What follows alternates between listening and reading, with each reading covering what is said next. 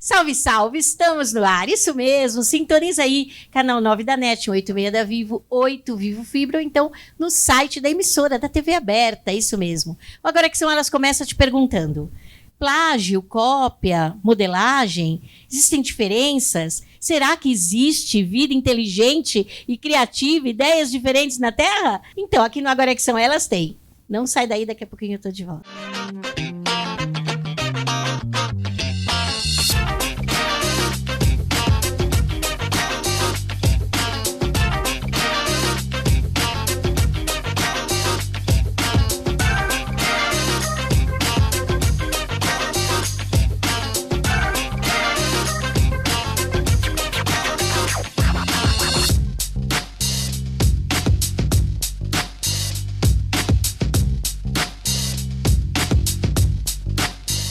Voltamos aqui, estamos no ar, digam lá, meninas. O que eu vejo, né, que está acontecendo é que as pessoas citam frases, mudam algumas palavras, e aí a frase já é dela. Né? Citam ideias, mudam algumas ideias, e aí já é dela a ideia original. Qual é a diferença entre plágio, cópia e modelagem? Vamos falar um pouquinho disso. São muito distintos, Kátia, você tem razão. Isso é algo que tem acontecido muito, e principalmente com esse excesso de informação rápida que nós temos, é muito difícil conter isso. Uma coisa é modelar, é buscar inspirações, é buscar exemplos bons, porque a modelagem é isso, a gente busca identificar comportamentos de pessoas que a gente admira, que tiveram êxito, e busca se comportar de uma forma parecida. Por exemplo, quando vou pegar você, Kátia, né, como você se comunica, né? Então eu posso modelar, né? Buscar me inspirar, como que a Kátia se prepara para um programa, isso é algo. Outra coisa é eu pegar uma ideia, né, tua, e mudar ali algumas palavras e tentar colocar como se isso fosse uma ideia minha. Isso não é bacana. Isso, na minha opinião, não é algo que é íntegro, né? Eu pegar a ideia do outro e colocar como se fosse minha. Mas hoje está mais fácil que carne de vaca, né? Mais fácil do que carne de vaca, mesmo porque as pessoas entendem que, como a gente tem disponível aí na internet milhões de informações, se eu uso alguma informação que está na internet e eu faço com que aquela informação tenha o meu linguajar, aquela informação é minha. E, infelizmente, dentro da minha forma de entendimento, isso não é uma cópia, isso é um plágio, que pode ser integral, quando eu pego tudo o que você escreveu e eu digo isso é meu, como ele pode também ser parcial quando eu uso um trecho ou outro pedaço eu modifico, mas de qualquer modo eu peguei a sua ideia e eu não trago a você como uma fonte, eu não cito você como alguém que tem uma expertise e que estudou muito e que tem muito conhecimento para trazer aquela informação. E quando eu trago aquilo como sendo meu, eu estou plagiando, eu estou copiando e eu não estou modelando nada. Muito pelo contrário, estou desrespeitando o trabalho de quem veio antes. Ela falou uma coisa bacana de beber na fonte, né? A gente não conta da fonte que está bebendo, porque é insegurança. Não, eu acho que é sacanagem mesmo. Eu porei entre duas palavras a diferença entre saquear e admirar. Você saquear, sabe, invade uma loja, pega tudo, sai correndo, está saqueando alguma coisa. Os piratas faziam isso, né? Saqueavam outros navios, saqueavam outras nações. Agora, quando você pega alguma coisa que é preciosa, é um tesouro, só que você reverencia, você diz para o proprietário, para quem inventou, para quem teve inspiração, olha, eu agradeço que isso que você fez, que você falou, que você pensou, veio para a minha vida, eu vou usar, vai me ajudar, eu vou crescer.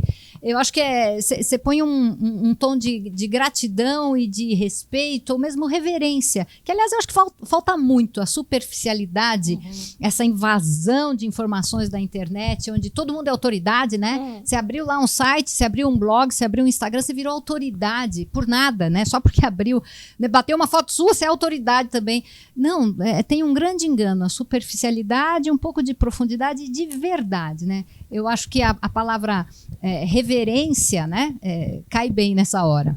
Verdade. E olha, tem uma questão, duas coisas, na verdade, né? A tecnologia, a globalização deu acesso à informação em tempo real. Só que as pessoas não têm conhecimento, ela tem uma informação rasa. E a partir disso, né, permitiu a exposição. Então eu me exponho. Isso é comportamento do ser humano, né? A filosofia diz que o ser humano ele é fruto do meio. Então eu tenho o que me influencia e o externo também me influencia. Então a modelagem passou a ser assim. Eu quero ser ela. Só que eu não vou dizer que ela me inspirou. Sabe a inspiração? Então, e não sei se vocês já ouviram falar do efeito manada. Sim. O que acontece? Uma pessoa fez e não citou. A outra fez e adaptou. Adaptando, parafraseando. O que a manada faz? Faz igual. E aí eu acredito no problema da base, né, dos valores que não são compartilhados. Se eu não sei que isso é antiético e eu vejo todo mundo fazendo, eu repito o que está acontecendo sem dor na consciência. Sem citar a fonte, como você falou. E alguém estudou, alguém buscou, alguém tem informação, alguém está ensinando, né? Por que eu vou lá beber da fonte e não cito a pessoa? Será que a gente não ia crescer junto? Verdade. Acho que às vezes as pessoas têm medo de citar a fonte e de se diminuir. E, na verdade, crescem os dois, né? O crescer junto é quando eu trago o outro como reverência e como referência, e eu olho para aquilo e está tudo certo, que a gente caminha num outro lugar. Ou até porque não quer também que as pessoas saibam qual é a fonte que você está bebendo. Você ia falar o quê, Eli? Porque assim, eu estou pensando aqui como que ficaria isso na educação da família, né, com os filhos. Porque a gente bebe dessa fonte desde da infância. Quando você tem filhos e que aí o seu filho fala assim, mas mãe, o meu amiguinho, ele fez isso, mas ele... E aí, hoje em dia virou meme, mas você não é todo mundo. Sim. Então, quer dizer, nós temos essa base da educação onde os pais vão colocando esse diferencial, né? Porque eu acredito muito naquela frase que nada se cria, tudo se copia. Mas qual que é o nosso diferencial? Né? E respaldado em tudo isso que vocês estão falando de você colocar a fonte. Mas, se a gente prestar atenção, talvez em algum lugar a gente vai desvirtuando, porque a informação na infância vem. Agora eu vou brincar com você, né? Porque a frase original é de um cara chamado Lavoisier, e ele diz, na natureza nada se perde, nada se cria, tudo se transforma. Só que o que se transformou tem uma origem, né? E no nosso ambiente psicológico, ou emocional, ou evolutivo, se você não respeita de onde veio, você perde a sua origem, você é uma árvore sem raiz, entende? Aí a Eunice vai falar aqui horas, entende? Né? Vai ficar a temporada inteira falando, olha só, essa questão de quando a gente, quando você não honra, né? Então eu trago o exemplo de você não absorve os nutrientes da sua raiz, qual é a sua qualidade? E aí, Muniz, eu queria ver contigo, porque no direito eu imagino que devam ter petições prontas. Só muda o nome, só muda o endereço, e aí perde-se um pouco também das necessidades de quem está entrando com uma ação, né, e das expectativas, ou não? É impressão minha. Não, acontece muito mesmo, né? Nós participamos de vários grupos de WhatsApp, né, com uma finalidade de dar mentorias, ajudar jovens advogados. E, às vezes, alguns estão ali com dúvidas, né, e aí fazem a pergunta daquela questão e fala, alguém tem algum modelo? Fala, opa, peraí, eu vou te ajudar, e você constrói o teu modelo. Depois que você vai fazer com eles, vai só trocar o nome nas próximas ações, aí é uma escolha tua, mas você vai construir o seu próprio modelo, tendo referências naqueles que já existem. Né? Então, isso aí. Qualquer trabalho científico, você também vai procurar referências, né, para se inspirar e criar os seus próprios argumentos. E aqui a gente tem uma galera que tem propriedade quando fala, tem conhecimento. Vamos começar hoje com o Quarteiro Martim. Fez um sucesso aí, todo mundo falando empreendedorismo direcional, mudança de realidade. Logo em seguida, Paulo Maier com painel de arquitetura e negócios. E por fim, a gente vai trazer agora nesse bloco o Ângelo Wan, com você, S.A.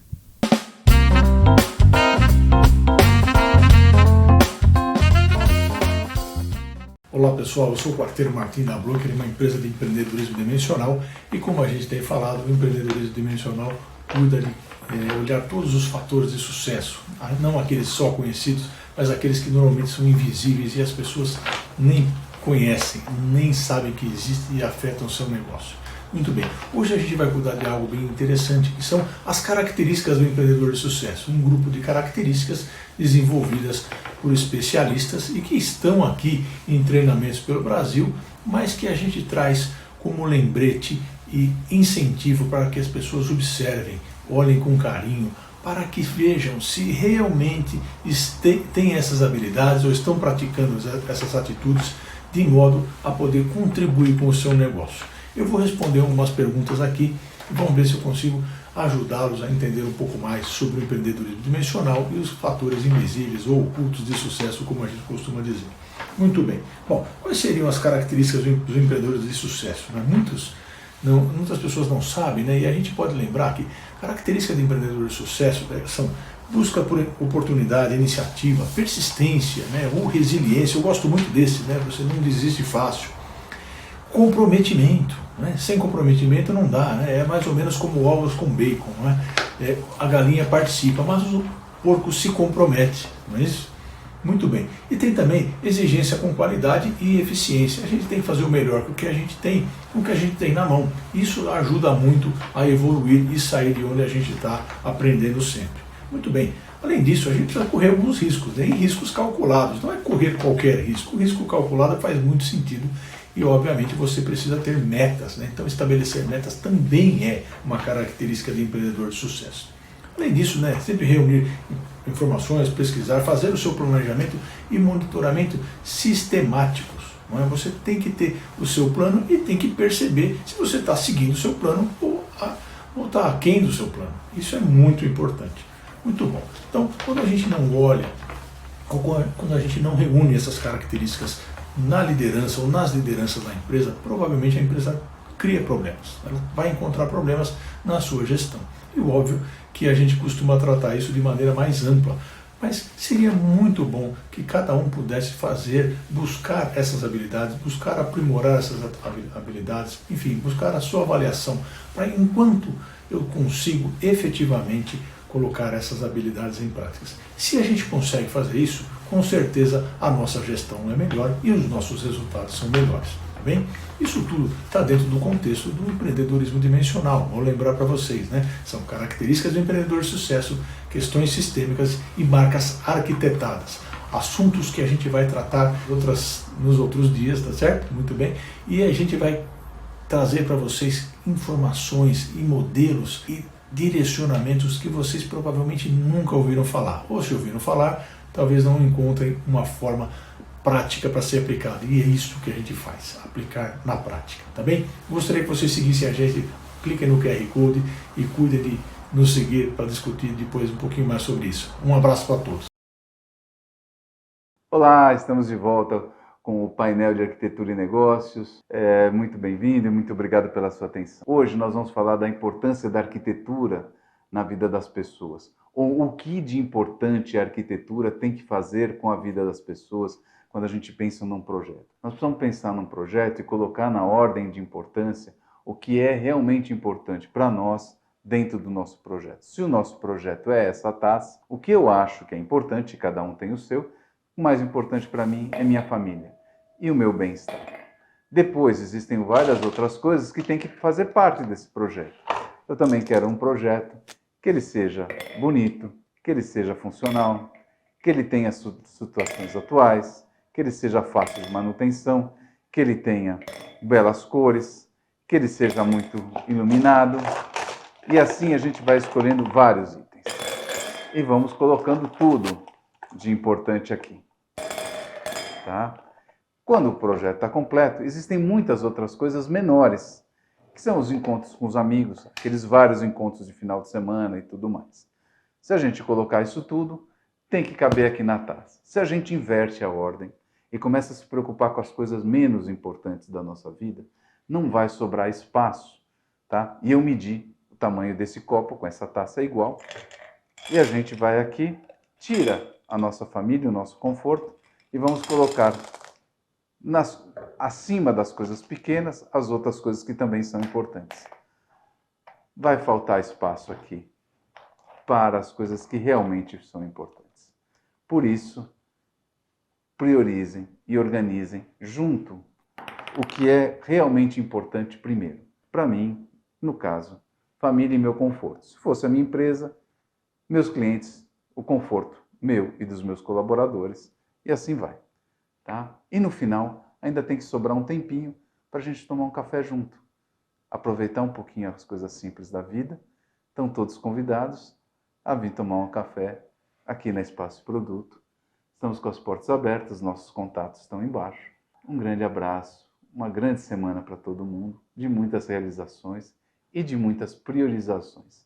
Escolham primeiro o que vem importante. Eu tenho uma comparação de que nós somos muito parecidos com uma empresa, né? Nós temos um caixa, nós temos despesas, nós temos receitas, né? Nós temos um departamento jurídico, um departamento contábil, né? Nós temos um departamento logístico, nós temos a parte de almoxarifado, e você vai, tudo que uma empresa tem, na verdade nós somos um pouco uma empresa, né? E tudo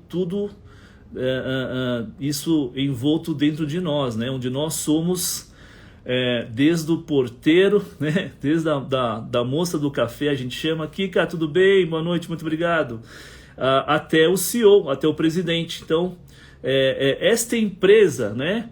Que quando a gente vê que tudo vai depender de nós vamos ter que dirigir nossa vida, vamos ter que montar estratégia, né? Nossa estratégia pessoal, o que nós vamos fazer, onde, com quem, né? O que vamos entregar. Tudo isso é uma gestão pessoal. Então, nós temos uma indústria interna, uma empresa interna, que acho que vai perdurar até o final do nosso último respiro, né? Espero que todos vivam até 100 anos, 120 anos, né? E você olhe para trás e veja que você deixou marcas, né? A gente fala as pegadas na areia. E uma marca, na verdade, também deixa pegadas na areia, né? A marca é feita de histórias. E já entrando já no primeiro conceito de marca pessoal, é a sua história, né? E é a sua história que vai diferenciar você. E cada um tem uma história diferente. Hoje, o que mais as empresas estão procurando, através dos seus fundadores, né? História da marca, tudo que você tem hoje, tudo que nós temos hoje. Pati, tudo bem? Patrícia, muito obrigado. Se você for ver produto, serviço, eu até vou fazer aqui peguei aqui uma coletânea de algumas marcas, vocês vão ver que interessante. Eu sou muito fissurado. Doutor Marco, tudo bem, professor Gioso? Eu sou muito fissurado em história de empresas, histórias de grandes indústrias que acabaram virando marcas. Mas assim, gente... Voltando aqui, obrigada, meninos, está sensacional.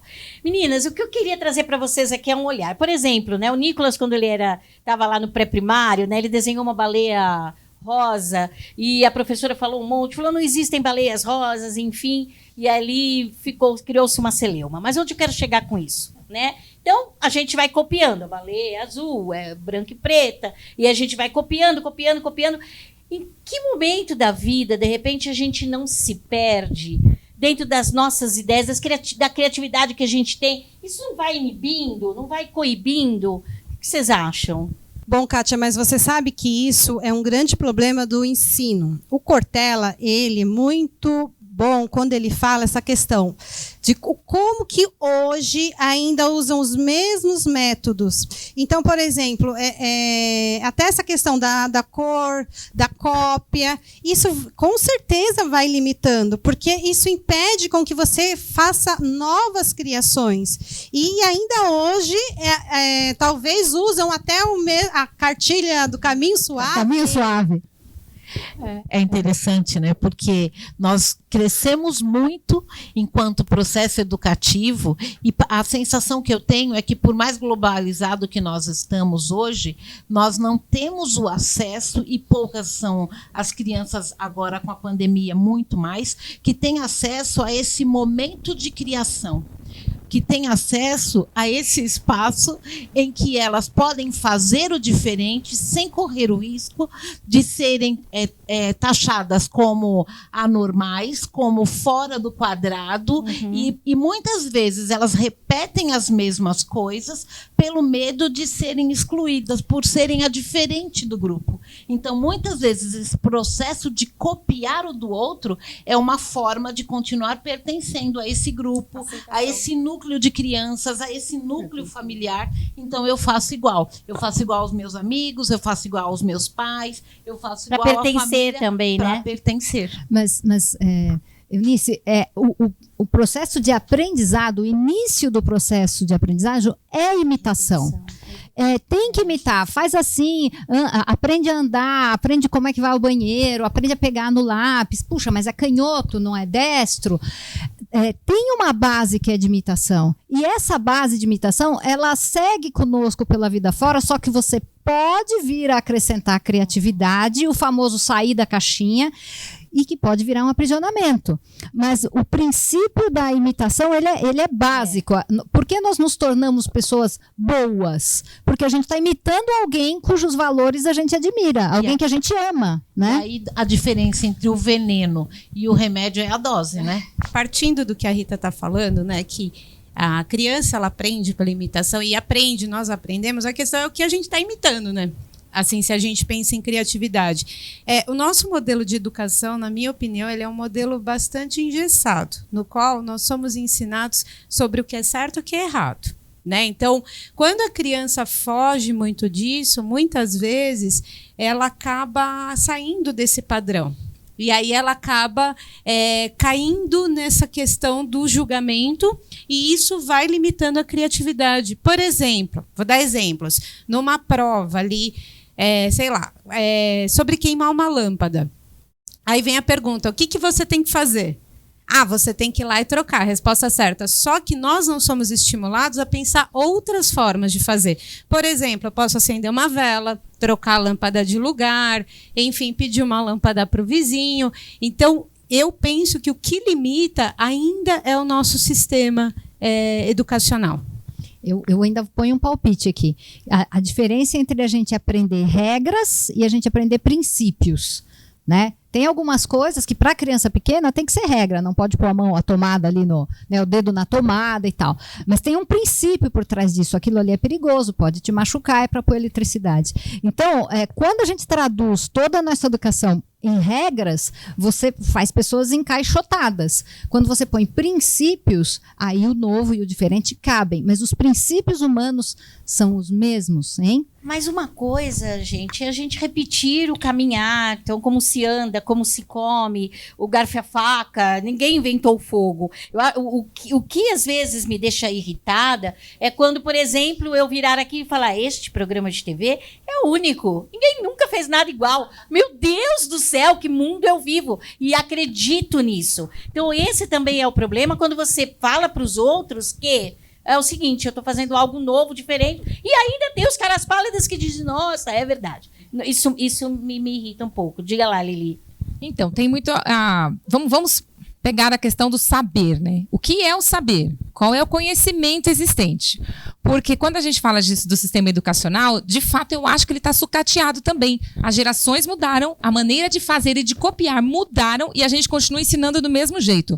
Só que nós temos eras de padrão de ensino e nós estamos incomodados. Então nós estamos... agora é a hora da gente o quê? Desconstruir e criar novas formas de ensinar, de repetir. O repetir sempre vai acontecer. Na natureza, nada se cria, tudo se copia. É verdade. O que a gente tem aqui? A gente vai cair um meteoro e vai trazer algo novo? Não. Então a gente tem as mesmas coisas que a gente precisa. Aí, Cris, tem razão.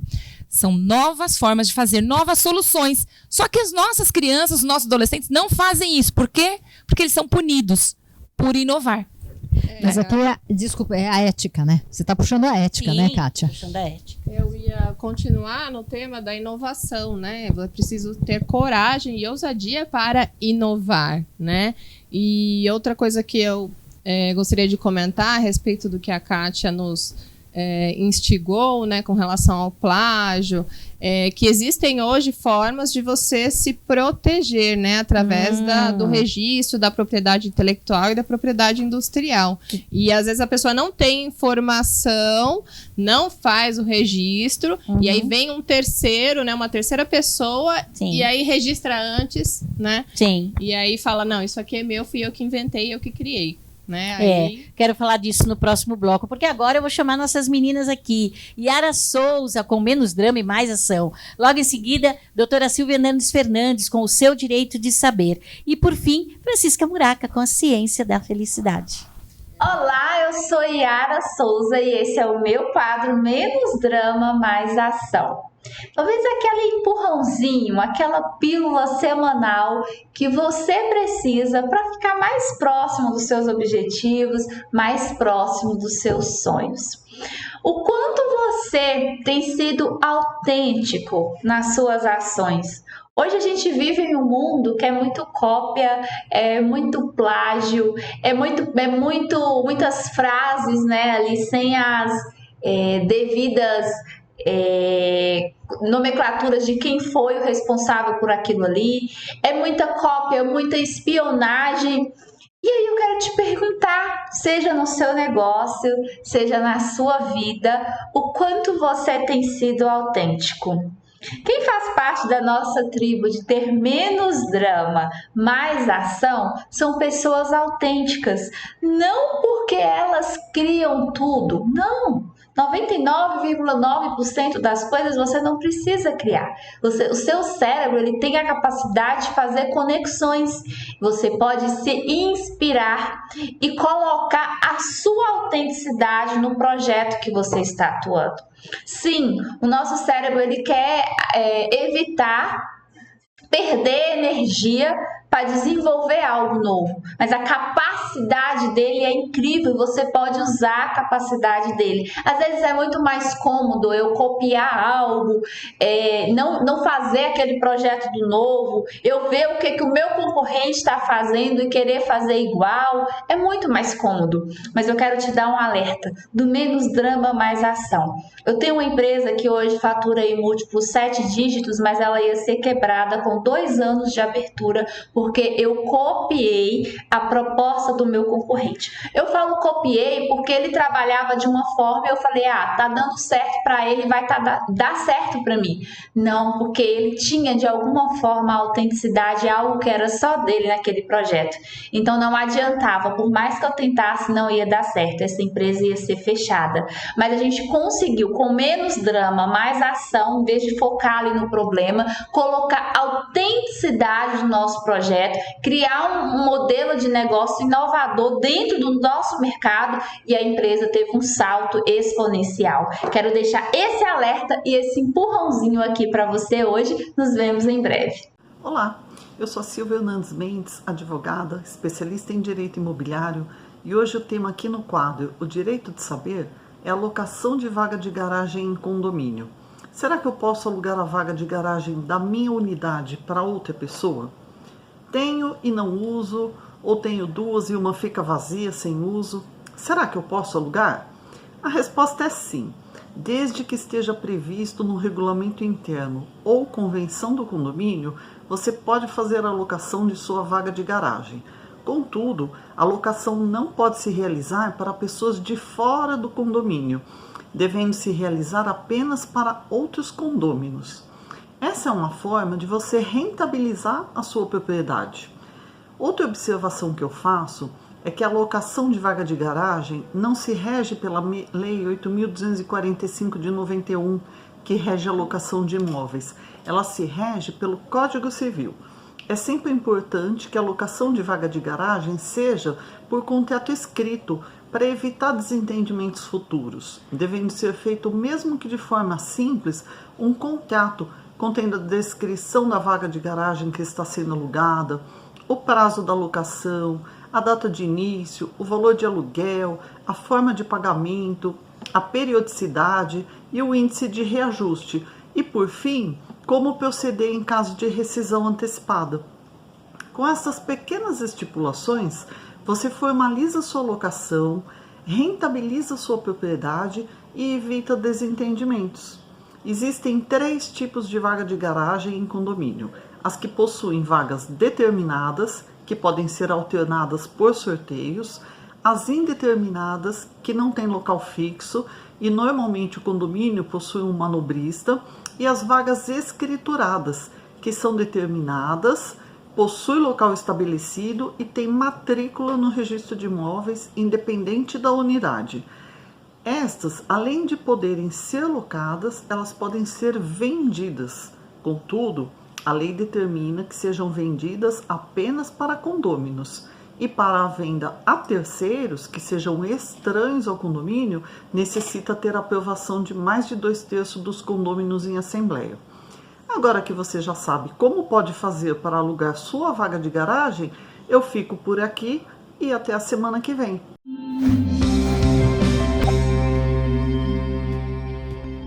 No último episódio falamos sobre como nasceu o movimento da psicologia positiva. Perguntamos para você: você aposta a sua felicidade no seu destino ou nas suas escolhas? Eu sou Fran Muraca, esse é o quadro Ciência da Felicidade. Trouxe uma revisão de trabalho feita por Rafaela Silvestre, da Secretaria do Estado da Criança de Brasília, e Luke Vandenberg, da PUC de Goiânia. As emoções positivas constituem um campo importante de vivência do dia a dia. Existe uma tradição de pesquisa experimental acerca de seus efeitos pouco explorada pelos clínicos. Recentemente, emergiram algumas referências a essa tradição para sustentar a posição mais central acordada: as emoções positivas em novos modelos de psicoterapia. Os trabalhos revisados mostram que as emoções positivas contribuem em diversas formas para a regulação das emoções. Ajudam a desfazer o impacto tóxico do estresse sobre os processos fisiológicos. Ampliam o leque de ação e pensamento, e a abertura de experiências favorecem a qualidade de relacionamentos. Em longo prazo, esses processos contribuem para a construção de recursos pessoais, sociais fortes, favorecem a saúde e a resiliência. Os experimentos se encaixam numa corrente conhecida como psicologia positiva, dedicada ao estudo empírico do florescimento humano. Quem disse foi Seligman em 2004. Hoje a pesquisa sobre emoções positivas incorpora uma área específica dessa psicologia positiva. Porém, o estudo experimental das emoções antecede a psicologia positiva. Sendo assim, a emoção é vista como um programa engatilhado por um evento em que as informações passam por um processamento automático. Significa dizer que você escolhe como chegar aos fatores externos e internos da sua própria condição de existência. Portanto, sua vida é o reflexo das suas decisões. Quanto mais emoções positivas experimentar, maior o seu grau de resiliência. E com isso, terá maior recurso para superar as adversidades. Tudo é um processo. E aí, quer experimentar? Eu sou Fran Muraca e esse é o quadro Ciência da Felicidade. Te espero na próxima semana. Voltando aqui, obrigada, garotas, muito bom. Você estava falando uma coisa nos bastidores, né, Cris? E é verdade, né? O quanto a gente vai perdendo também ao longo do caminho, e aqui a Rita já falou do telefone sem fio. E sim, a comunicação, como ela vai se perdendo ao longo do tempo, e aí o que a gente achava que era uma coisa vira outra, como aconteceu com a frase que você citou, e a gente vê muito isso hoje. Mas quando a gente fala em metodologia, quando a gente fala em ferramentas, isso não acontece. Que nem a gente tem algumas ferramentas importantes dentro da mentoria, né, uma que eu uso direto, que é a OKR. A OKR vem 60 anos atrás, Peter Drucker usava e fazia com que muitas empresas tivessem gestões sensacionais e não se perderam. O que vocês acham que faz com que algo se perca? Será que é o maior entendimento? Então, quanto mais eu entendo, menos eu perco informação importante? né? E aí, quanto menos eu entendo, então, as informações relevantes vão ficando no caminho. O que vocês acham que acontece com isso? Eu acredito que tudo se transforma, né? Eu acho que se perde porque eu começo a colocar a minha percepção daquilo.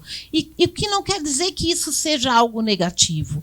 Quando eu começo a colocar a minha percepção a partir daquilo que eu li, eu começo a trazer uma nova forma. Já não é mais aquilo que é inicial. Não tem mais a formulação inicial, não tem mais o jeito que foi criado, a maneira em que pertencia a um contexto e que fez com que eu olhasse. Mas eu começo a criar um espaço que é meu. Ele cria uma nova identidade. Então, mas aí não dá pra gente esquecer de onde veio, né? Não dá para esquecer de onde veio, mas a partir do momento em que eu começo a olhar para isso e eu começo a criar a minha identidade, muitas vezes eu começo a criar um novo método. Então, que não quer dizer que é ruim. Tá bom, mas né? penso aí que tem uma diferença, porque assim, algo é eu me utilizar de vários conceitos, de vários métodos para poder, de fato, estruturar algo. Por exemplo, quando a gente escreve ali uma dissertação, enfim, é o que a gente faz. A gente busca ali várias teorias para respaldar. Agora, outra questão é a gente trazer ali um método já construído por alguém, ou um conceito, enfim, e contar essa história de uma forma diferente, né? Sem esse cuidado da fonte. Isso aconteceu muitas vezes ao longo da história, né? De teorias ali que vão sendo divulgadas e vão se perdendo. O que cabe a nós, né, profissionais, que trabalhamos aí com diversos conceitos, é a responsabilidade com a informação. Tanto naquilo que a gente passa para frente, quanto naquilo que a gente busca. É muito desafiador, né, e quase impossível controlar tudo, porque hoje o mundo é muito dinâmico, mas assim, dentro do nosso universo, a gente pode e deve ter mais responsabilidade. As pessoas precisam entender, né, seguindo o que você está falando, Cris, que todas as nossas atitudes geram uma responsabilidade, né? No caso do plágio, enfim, vai gerar um dano autoral, um direito autoral, um dano patrimonial, e a pessoa que não citou a fonte vai ter consequências aí morais e patrimoniais, né? Mexe com o teu bolso também. Adorei. Tem uma coisa aqui que eu estou pensando, tem uma frase... Estou científica hoje, viu? Do Newton, que é o pai da física. Quando ele conseguiu estruturar, e foi a primeira vez que houve um pensamento científico estruturado, né? E ele descreveu a força da gravidade e essas coisas. Olha que loucura, perguntaram para ele, mas como que você conseguiu fazer isso? E ele respondeu, é que eu estava sobre o ombro de gigantes. Eu estava sobre os aprendizados, os registros, os estudos de inúmeras pessoas antes de mim que me possibilitaram ver assim. Eu acho que isso traz uma coisa tão grande para a gente como ser humano. Olha, eu estou chegando onde eu estou porque eu agreguei coisas de outras pessoas e enxerguei coisas que eles não puderam ver, porque eu estou no ombro deles. Né? Eu acho que isso traz um tempero diferente, né? Você sabe que no começo da pandemia eu fiz uma série que chamava-se Sob Ombros de Gigantes e muita gente me corrigiu. E eu disse, não, mas nós estamos na pandemia, é sob o ombro do gigante mesmo no sentido de proteção. Quem sabe mais, quem já passou mais, quem já viveu mais, como pode me ajudar a viver melhor. E eu trouxe grandes palestrantes, né? Mas para você ver como isso ficou gritante, né? Você falou errado, você escreveu errado. Então, às vezes a gente quer modificar, mas o tiro sai pela culatra. Fala, Lili. É verdade. O que eu ia colocar é o seguinte: quem aqui já brincou de telefone sem fio? Todo mundo, né? Aí entra a questão da responsabilidade que a Eliane colocou da informação, da comunicação. Eu acho que quando a gente adquire um conhecimento baseado em algo pré-existente, porque não é inédito, não é novo. Sim. Eu preciso ter responsabilidade como eu vou passar isso para frente. E não só de passar informação, mas também a veracidade e a autenticidade que é a pessoa responsável pela descoberta, né? Adaptar, vai adaptar, porque é a releitura das obras, né? Fiz uma releitura de obra, não vai ser original. Não tem como, porque a minha estrutura, meu mindset sobre aquela informação vai ser diferente. Desde que você escreva. Fiz uma releitura. Diga lá. Eu ouvindo vocês aqui, eu fico pensando, as pessoas em casa, falando, meu Deus, como que eu vou encaixar tudo isso que elas estão falando? E aí um exemplo, por exemplo, você que trabalha com artigo artesanal, né? Artigos manuais, artesanais. E aí a pessoa tem todo um trabalho diferenciado. Então, quando você, Kátia, fala assim, aonde que se perde? Eu penso que se perde na questão da ganância, né? Do querer tudo mais fácil. Porque, assim, você vai comprar e aí você vira para a pessoa e fala, ai, mas fulano vende mais barato. Só que o que ela está fazendo é diferenciado. Né, como foi falado aqui de artigo científico, as pessoas não querem sentar e ficar ali fazendo. Eu quero comprar, não importa o que eu vou ter que fazer. Então, acho que é aí que vai se perdendo, né? Novamente, é a questão... E querer tomar espaços que não são seus. Então, fulano disse isso, chegou lá naquele topo. Eu vou dizer que eu disse também, e eu vou estar lá, só que eu vou dizer que fui eu que disse primeiro. Né? Mas isso tem acontecido... De vaidade, né? E tem acontecido muito. Aqui, no nosso programa, não. Aqueles são donos dos quadros, donos dos nomes dos quadros e trazem informação de primeira, muito estudiosos e por isso que fazem parte aqui desse time. Vou chamar Emerson Wan, com Você Pode Ser Rica. Logo em seguida, Solange Franco, o que o direito tem a ver com a moda. E por fim, para terminar os quadros de hoje, a gente vai chamar Maria Teles, Imagem Empreendedora. Olá, é uma grande satisfação estar aqui com vocês. Meu nome é Emerson Wan e há 10 anos eu ajudo pessoas a encontrarem o caminho da liberdade financeira. E liberdade financeira é justamente nosso tema de hoje. Você gostaria de viver até o fim da sua vida sem se preocupar com dinheiro e fazer as coisas que realmente são importantes para você? Esse sonho está entre os maiores sonhos de muitas pessoas e é um sonho totalmente possível. Liberdade financeira é ter dinheiro suficiente para viver o estilo de vida que você deseja, sem depender do seu trabalho, com um rendimento permanente. Quando seus rendimentos permanentes são maiores ou iguais que suas despesas, então você tem a liberdade financeira. Na minha opinião, liberdade financeira é o objetivo mais importante que você pode ter na vida. E por que ter como objetivo a liberdade financeira? Eu vou te dar 5 motivos. Primeiro, ter mais segurança e menos estresse. Você vive com medo de perder sua fonte de renda? Com liberdade financeira, esse medo acaba. Segundo, ter controle sobre seu tempo. Você não precisaria mais trabalhar 8, 10, 12 horas por dia. Você poderia dedicar mais tempo para sua família e pode trabalhar só por opção. Terceiro, poder ir atrás das suas paixões sem receios. Fazer um hobby que você sempre quis fazer, viajar para lugares que você sempre desejou conhecer. Quarto motivo, poder viver de acordo com seus valores. Alguma vez você teve de dizer sim para um cliente que tinha princípios diferentes dos seus, mesmo querendo dizer não? Tendo liberdade financeira, você pode escolher seus clientes, trabalhar com aqueles que estão em sintonia com seu propósito. Quinto motivo, ter uma aposentadoria sossegada. Você provavelmente vai viver muito. E com que dinheiro? Você não vai querer contar com alguém, como o governo ou os amigos para cuidar de você na velhice, vai? Imagine tudo isso e ainda ter condições de morar em uma boa casa, dirigir um ótimo carro, mandar seus filhos para as melhores escolas. Para mim, dinheiro é liberdade, dinheiro é possibilidade, dinheiro é ter opções. Será que tudo isso que eu falei te motiva a criar riqueza? Nos próximos episódios, eu vou mostrar o que fazer para ter liberdade financeira.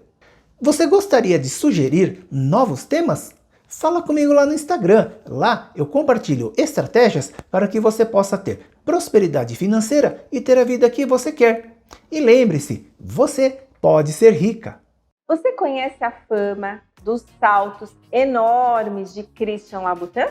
Olá, eu sou a Solange Franco, empresária no ramo de moda feminina e advogada há mais de 17 anos. E essa é a minha coluna. O que o direito tem a ver com a moda? As questões judiciais relacionadas à indústria da moda sempre existiram. Contudo, uma grande batalha judicial que aconteceu na corte americana chamou a atenção dos profissionais da área da moda e do direito de diversos países. Essa batalha judicial envolveu duas grandes marcas do mercado de luxo, a Christian Louboutin e a Yves Saint Laurent. A Louboutin é uma grande marca de sapatos femininos que passou a laquear o solado dos sapatos com a cor vermelha. A marca é mundialmente reconhecida por essa característica e desejada por muitas mulheres.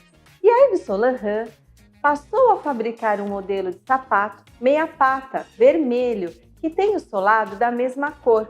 E o Louboutin não gostou nadinha dessa criação e entrou com uma ação judicial contra o Yves Saint Laurent, requerendo que ele tirasse os sapatos de circulação. A batalha perdurou por um bom tempo. No final, ficou decidido que o Louboutin teria exclusividade do solado vermelho, exceto em sapatos monocromáticos. Assim, a Yves Saint Laurent poderia produzir um sapato com solado vermelho somente se ele fosse totalmente vermelho. E o Louboutin ficou com a exclusividade da cor vermelha nos solados dos seus sapatos. Mas, na verdade, Louboutin copiou a sola vermelha, que era exclusividade da corte de Luís XIV, rei da França, no século XVII, que era baixinho e mandava fazer seus sapatos com pequenos saltos para demonstrar poder e superioridade. Após essa discussão judicial mundialmente conhecida envolvendo direitos autorais, a advogada norte-americana Susan Scafidi passou a utilizar a terminologia Fashion Law, que é o direito da moda, para estudar as questões jurídicas relacionadas à indústria têxtil e da moda. E hoje, no Brasil, já temos advogados especialistas em Fashion Law, que auxiliam o pequeno empresário até o grande empresário, e profissionais liberais a se prevenir, defendendo seus direitos e evitando possíveis problemas na área tributária, trabalhista, civil, consumidor, entre outras. Lembrando que o direito da moda não visa só o mercado de luxo. Conto com você na próxima semana para saber um pouco mais o que o direito tem a ver com a moda. Até lá! O que eu devo vestir para uma entrevista de trabalho ou uma reunião com o cliente? Eu sou Maria Teles, eu sou consultora de imagem e hoje nós vamos falar sobre esse tema que passa despercebido para alguns, mas que aflige a muita gente. Bom, a primeira coisa que eu posso te dizer é que você deve pesquisar a empresa em questão. Se é uma entrevista de trabalho, entenda se essa empresa oferece uniforme. Porque se ela oferece, então pense no seu dress code baseado no uniforme que essa empresa oferece e também no cargo para o qual você está se candidatando. Por exemplo, você não precisa colocar as mesmas cores, mas se a empresa oferece um uniforme com uma camisa social, vá de camisa social. Procure entender os valores e a cultura da empresa antes de chegar na entrevista, não só em relação às vestimentas, mas também em relação ao comportamental, porque os valores e a cultura também se baseiam no comportamental. Se a empresa não oferece uniformes, aí então você tem que se basear inteiramente na cultura da empresa mesmo. Se for uma empresa formal, por exemplo, dê preferência para os cortes mais retos, para sapatos fechados, para cores mais sóbrias.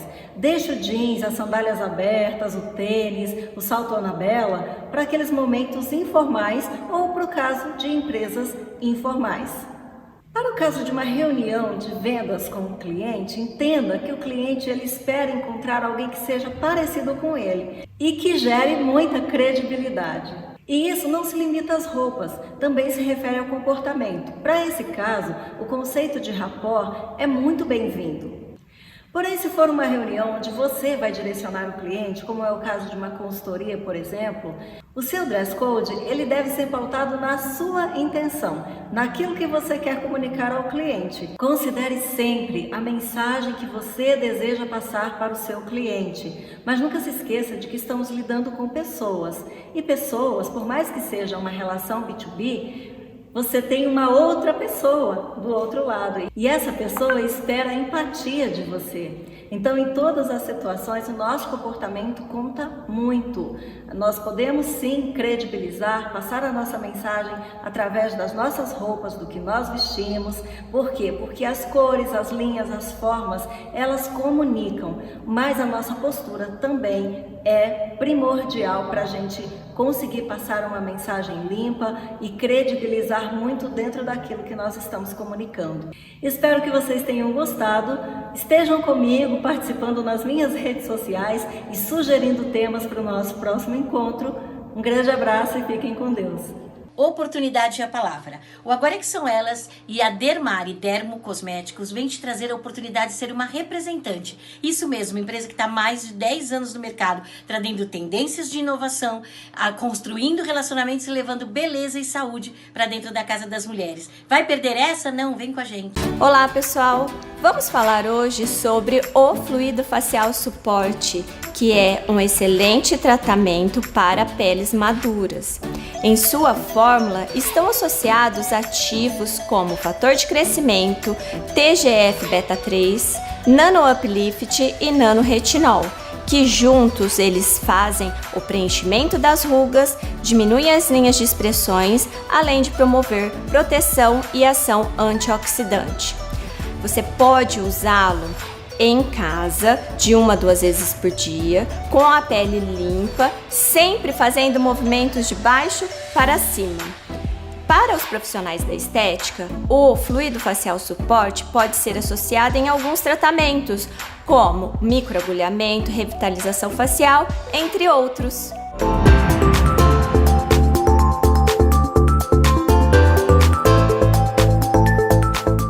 Adorei, pessoal, adorei. Bom, mas eu quero falar do que eu estou adorando. Gente, tá todo mundo comentando meu look, né? Porque realmente tá uma graça. E aqui já falando do quê? De versatilidade. Olha que legal essa blusa hoje com uma jeans, né? E a gente pode usar uma sapatilha, fica bem legal. É disso que se trata a Programmer. Desde 1998 tem história para comprar. Tá trazendo o quê? Tendências. Como eu disse, né? Ela traz a moda desde a moda clássica até a moda casual. Então, digamos, se eu quiser pôr um salto alto agora, eu vou estar pronta para ir jantar em algum restaurante bacana. É isso. Você quer estar bem bonita, quer estar bem vestida? Você é plus size como eu? É da turma das formosas? Isso mesmo, a moda charmosa do plus size tem nome, e o nome é Program. Vai lá, procura www.programmoda.com.br. Estou adorando essa marca. Voltando aqui, meninas, dica rápida para quem não deve copiar, para quem não deve plagiar, para quem deve sim modelar, você pode. Eu acho que você pode usar o famoso ócio criativo, né? Ali no período do teu descanso, você vai aproveitar para de situações do seu cotidiano criar, né, inovar as suas atitudes aí no seu empreendedorismo. E eu diria o seguinte, cite a fonte sempre, não tenha vergonha disso, porque se você não cita, você vai ter vergonha de você, mais cedo ou mais tarde.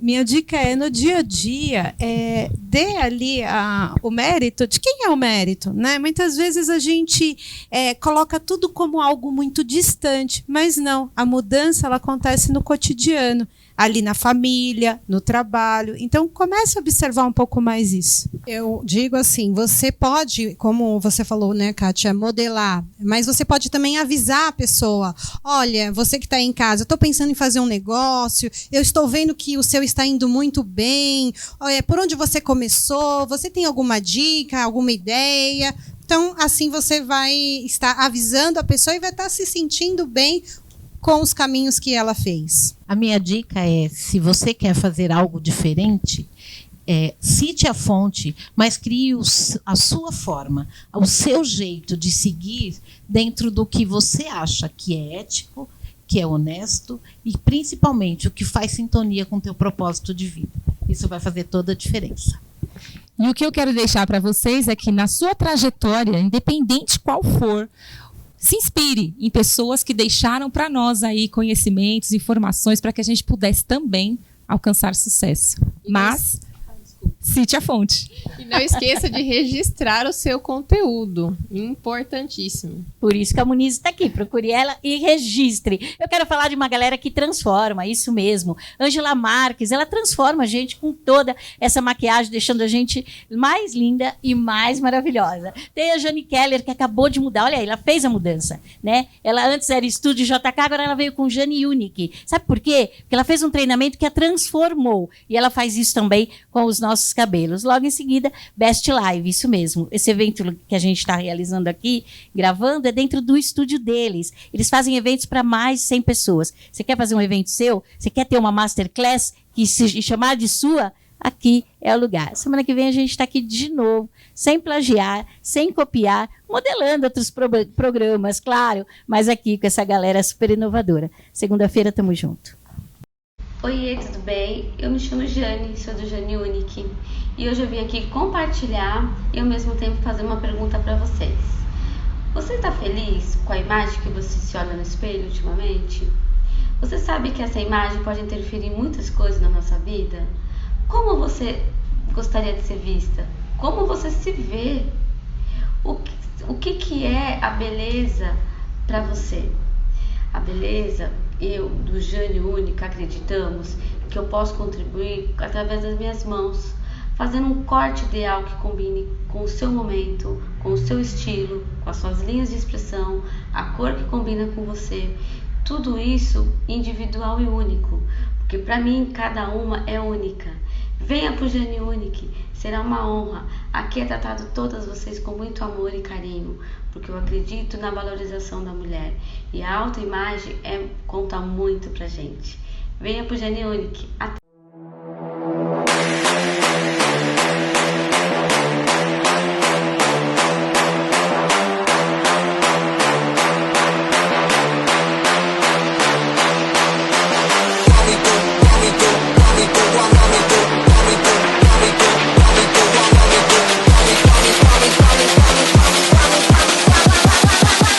Me do my two-step.